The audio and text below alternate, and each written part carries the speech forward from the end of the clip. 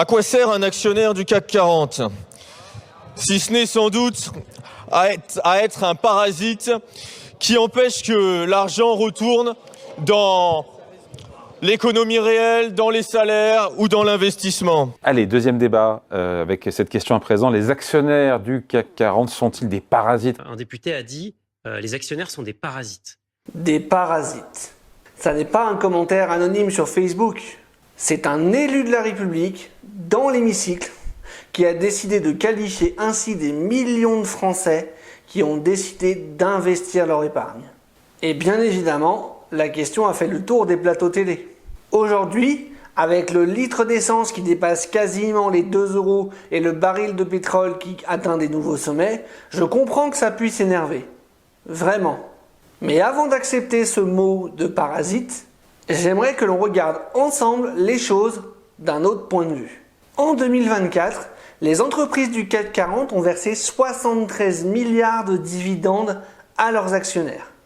73 milliards. Et il y a une question que personne ne pose jamais. Vous, oui vous là, qui regardez cette vidéo. Pourquoi est-ce que vous n'en faisiez pas partie?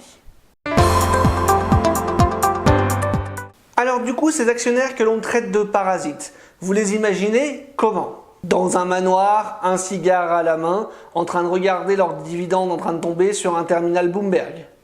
Alors on va être honnête. Bien évidemment, ces profils existent. Il y a des milliardaires. Il y a des grandes fortunes. Il y a des fonds gigantesques. Ça, personne ne le nie. Mais réduire tous les actionnaires à cela, c'est une caricature. Et on va prendre l'exemple de Total Energy, l'entreprise que tout le monde adore détester, surtout quand le prix du pétrole explose. Fin 2024, elle comptait plus de 650 000 investisseurs particuliers français. Pas des milliardaires, des particuliers, comme vous. Et ces actionnaires, ils ont reçu collectivement 840 millions d'euros de dividendes en 2023. Mais ce n'est pas tout.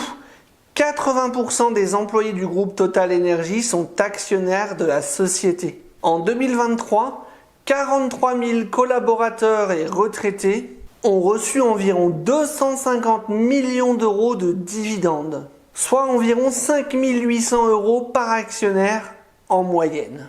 Total Energy est d'ailleurs numéro 1 de l'actionnat salarié en Europe.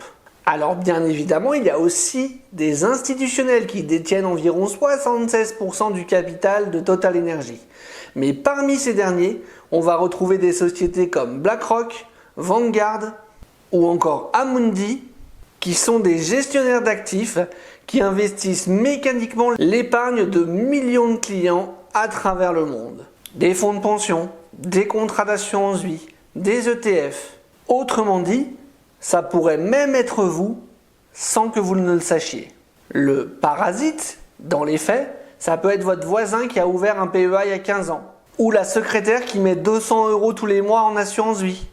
Ou encore le technicien de maintenance de chez Total qui a souscrit au plan d'actionnariat salarié. Alors oui, bien évidemment, il y a aussi Bernard Arnault. Il y a aussi des milliardaires. Encore une fois, personne ne le nie. Mais réduire 650 000 actionnaires individuels à des parasites, c'est soit de la malhonnêteté intellectuelle, soit une incompréhension profonde de la réalité. Et vous, pendant ce temps, vous faites quoi avec votre argent? Avant d'aller plus loin, si vous ne me connaissez pas encore, laissez-moi me présenter. Je m'appelle Gaëtan Perron, je suis conseiller en gestion de patrimoine immatriculé à l'ORIAS. Et sur cette chaîne, j'essaye de vous donner les clés pour comprendre réellement comment fonctionne l'argent. Sans langue de bois et sans vous vendre du rêve. Alors si ce que vous venez d'entendre vous parle, abonnez-vous. Ça soutient énormément mon travail. Et si à la fin de cette vidéo vous réalisez que c'est un sujet qui vous parle, sachez que c'est exactement le genre de sujet que je traite avec mes clients au cabinet. Alors si vous souhaitez qu'on fasse un point ensemble sur votre situation, vous avez un lien en description de la vidéo pour prendre rendez-vous avec moi. On retourne à la vidéo. Donc maintenant on va revenir à nos parasites. Et on va se poser une seule question. Puisque la vraie question, ça n'est pas qui ils sont. La vraie question, c'est pourquoi vous n'en faites pas partie. Laissez-moi vous poser une question toute simple. Où est votre argent en ce moment. Pas l'argent pour payer vos factures du mois, pas l'argent pour votre épargne de précaution, mais votre véritable épargne, celle qui est censée travailler pour vous à long terme. Les Français ont collectivement 449 milliards d'encours sur le livret A, 165 milliards sur le livret de développement durable et solidaire, 549 milliards sur des comptes courants bien souvent rémunérés à zéro, et près de 1200 milliards sur des fonds euros d'assurance vie qui ne rapportent quasiment rien. Au total, c'est environ 2300 milliards d'euros qui dorment sur des produits à rendement faible ou nul. Et c'est pas moi qui invente ces chiffres, ce sont des chiffres de France Assureur et de la Banque de France. 2300 milliards. C'est plus que le PIB annuel de la France. Alors attention, je ne suis pas en train de dire que ces supports sont inutiles. Un livret A, c'est très bien pour votre épargne de précaution. Un fonds euro peut potentiellement avoir une place dans une allocation prudente. Donc le problème, ce n'est pas que vous ayez ce genre de produit. Le problème, c'est d'y laisser toute son épargne pendant 15, 20 ou 30 ans en pensant que c'est une vraie stratégie patrimoniale. Seulement 11% des ménages français détiennent des actions. 11%. Pour vous donner une idée, dans certains pays, ce taux dépasse les 50%. Et dans tous les cas, les niveaux sont bien supérieurs à la France dans la plupart des pays dits développés. Alors concrètement, qu'est-ce que ça donne? Aujourd'hui, votre livret A, il rapporte 1,5% net d'impôt. Les marchés actions, en général, c'est entre 6 et 9% par an en fonction des périodes et des indices que vous allez choisir. Bien évidemment, sur les marchés actions, ces rendements ne sont pas garantis, ni linéaires, et ils peuvent même être parfois très inconfortables à court terme. Mais sur 20 ans, la différence est massive. On va prendre un scénario volontairement prudent. On va imaginer qu'on va investir 10 000 euros et que la bourse va produire un rendement de 6% par an pour les 20 prochaines années.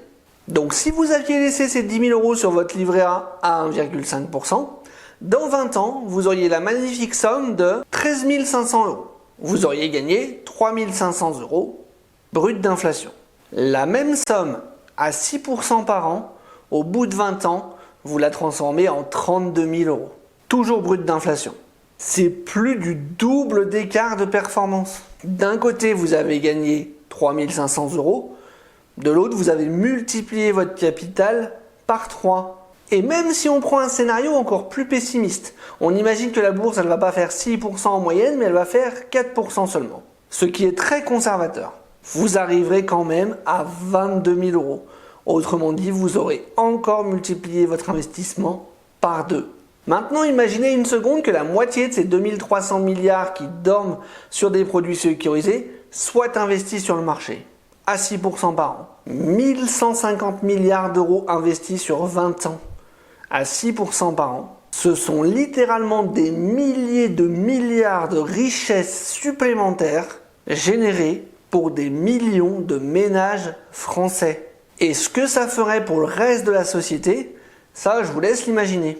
Mais voilà, malheureusement, c'est plus facile de traiter les actionnaires de parasites que de se demander pourquoi est-ce qu'on n'en fait pas encore partie. Bon, maintenant, je vous entends déjà. Vous allez me dire, ouais, tout ça c'est bien joli, mais si on taxait vraiment les actionnaires, si on récupérait vraiment leur argent et qu'on le redistribuait, eh ben on serait tous collectivement plus riches également. Parce qu'au final, l'État il nous aiderait davantage sans qu'on ait à rien faire et donc on s'en sortirait tous mieux.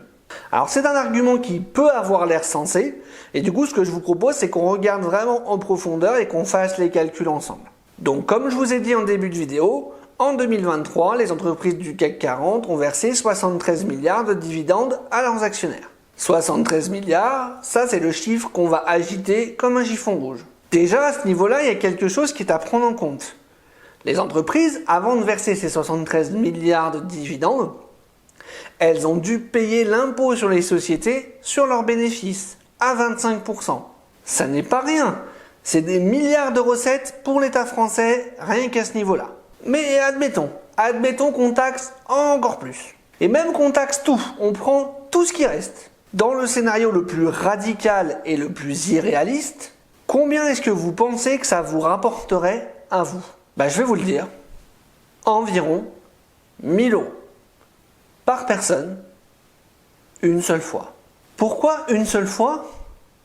Parce que comme à chaque fois que l'État nous sort un nouvel impôt miracle, les entreprises et les particuliers s'adaptent. Et dans une situation comme celle-ci, je peux vous dire que l'adaptation, elle serait radicale. Les capitaux partiraient ailleurs, les entreprises investiraient moins, embaucheraient moins, et les recettes fiscales s'effondreraient. En clair, la promesse se cannibaliserait elle-même. Alors maintenant, vous allez peut-être aussi me dire, oui mais c'est quand même pas juste parce que tous les grands actionnaires avec leurs avocats, leurs holdings et tout le tout team, eux ils optimisent et ils payent quasiment pas d'impôts. Alors ça, c'est partiellement vrai. L'optimisation fiscale, elle existe et elle est parfaitement légale. Et surtout, ce qu'il faut retenir, c'est qu'elle permet bien souvent de différer l'impôt. Et différer, ça n'est pas supprimer. En clair, ces dividendes, ils seront taxés le jour où ils seront consommés ou transmis. L'optimisation, bien souvent, elle repousse l'impôt. Elle ne l'annule pas. Et d'ailleurs, cette mécanique d'impôt différé mais non annulé, elle n'existe pas que pour les milliardaires et leur holding. Votre PEA, votre assurance vie, c'est exactement le même fonctionnement. Vos dividendes et vos plus-values capitalisent à l'abri de l'impôt et vous serez taxé au moment où vous sortirez de l'enveloppe. Avec des abattements, certes, mais bien souvent les prélèvements sociaux restent dus et parfois même l'impôt. La différence, c'est que ces enveloppes, elles sont accessibles pour tout le monde. Même vous. Dès 50 € par mois. Alors on peut également parler du chiffre de 80 milliards d'évasion fiscale dont on entend parler partout depuis quelques années. Déjà, il faut savoir que ce chiffre il vient d'une estimation syndicale qui date de 2013 et que même la Cour des comptes n'est pas d'accord avec celui-ci. Mais concrètement, est-ce que l'évasion fiscale existe? Oui, bien évidemment. L'État a d'ailleurs récupéré 15 milliards en redressements fiscaux en 2023. C'est un record. Donc est-ce qu'il faut la combattre, cette évasion fiscale? Oui, bien évidemment. Mais est-ce que l'éradiquer complètement changerait quelque chose à votre niveau de vie? Probablement pas. Donc, même en acceptant que des optimisations existent, la question reste toujours la même. Pendant que vous attendez que l'État taxe les riches à votre place, votre argent continue de dormir sur votre livret A à 1,5% par an. Et vous pouvez passer votre vie à détester les méchants actionnaires, ça ne mettra pas 1 € de plus sur votre compte en banque, ça ne financera pas votre retraite et ça ne construira pas votre patrimoine. Alors il y a encore un argument que je voulais traiter, et honnêtement, celui-ci je le respecte. Parce que contrairement aux autres, il ne provient pas d'une malhonnêteté intellectuelle. Il est motivé par une vraie préoccupation. Il y en a qui vont me dire, franchement, devenir actionnaire de Total Energy pendant que la planète brûle, non merci.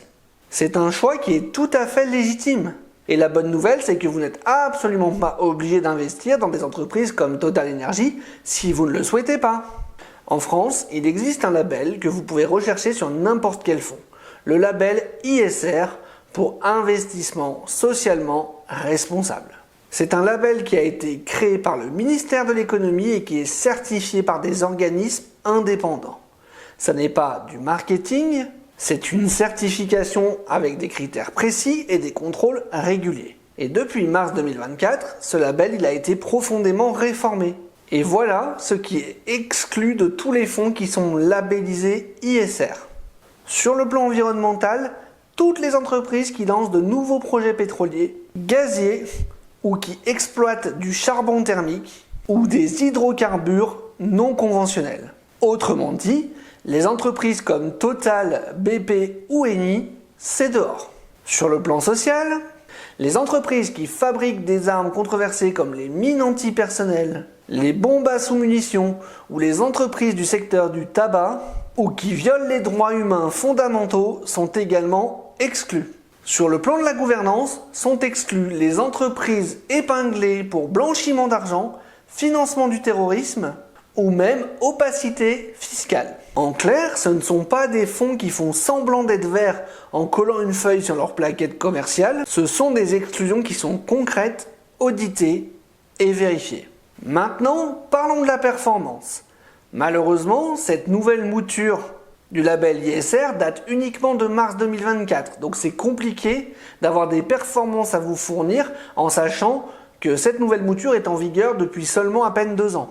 En revanche, sur les fonds ESG en général, ceux qui existent depuis bien plus longtemps, eh bien leurs performances sont quasiment identiques aux indices classiques. Sur 10 ans, l'écart entre un indice ESG et un MSCI World Standard est bien souvent marginal. Autrement dit, sur la durée, investir dans des entreprises socialement responsables ne vous coûtera quasiment rien en termes de performance. En revanche, garder votre argent sur votre livret A par idéologie, ça n'est pas un acte militant.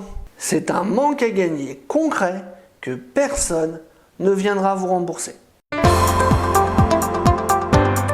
Alors maintenant, avant de traiter les actionnaires de parasites, posez-vous simplement cette question. Est-ce que le vrai problème, c'est que ces gens-là touchent des dividendes? Ou est-ce que le problème, c'est que vous n'en touchez pas? Parce qu'en France, on met de l'argent de côté. Ça, on sait faire, il n'y a pas de problème. Mais devenir propriétaire d'une partie de l'économie, ça, on sait beaucoup moins le faire. Et il est peut-être là le vrai scandale. Donc si vous avez de l'épargne qui dort sur un livret A, ou pire sur un compte courant, ou même un fonds euro d'assurance vie ouvert il y a 20 ans dans une banque, et que vous voulez commencer à investir sans faire n'importe quoi, sachez que c'est précisément ce que je fais au quotidien avec mes clients. Je les aide à structurer leur épargne, à choisir les bonnes enveloppes, les bons supports et à construire une stratégie cohérente par rapport à leurs objectifs. Donc si jamais vous souhaitez qu'on fasse ce travail ensemble, encore une fois vous avez le lien en description de la vidéo pour prendre rendez-vous avec moi. Et si cette vidéo vous a été utile, pensez à vous abonner. Prenez soin de votre patrimoine, à la prochaine.